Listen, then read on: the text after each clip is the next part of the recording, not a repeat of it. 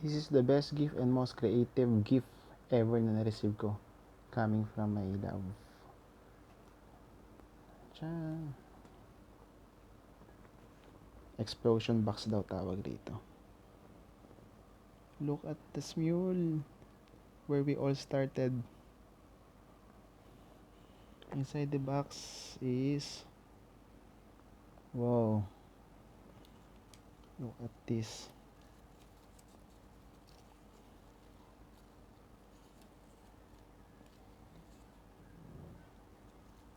Is a...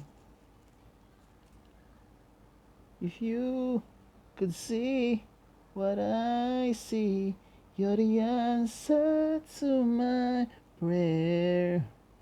Mga lyrics ng song. Love you, loves. Mga kinanta namin sa Smule. Together sa video, okay? At dito. Itong green naman is minsan may mga bagay na hindi healthy. Mga inspiration ko. Very bright ideas.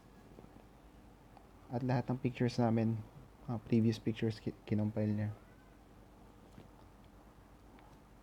You're worth every mile between us.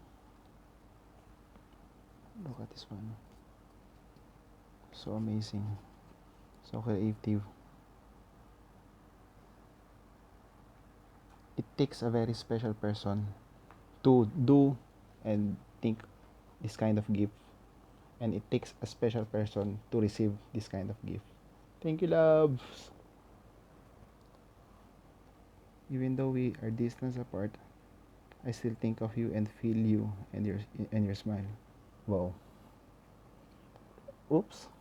Charan. Look at our snow, our snaps.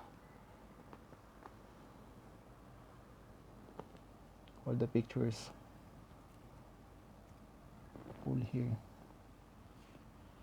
Wow.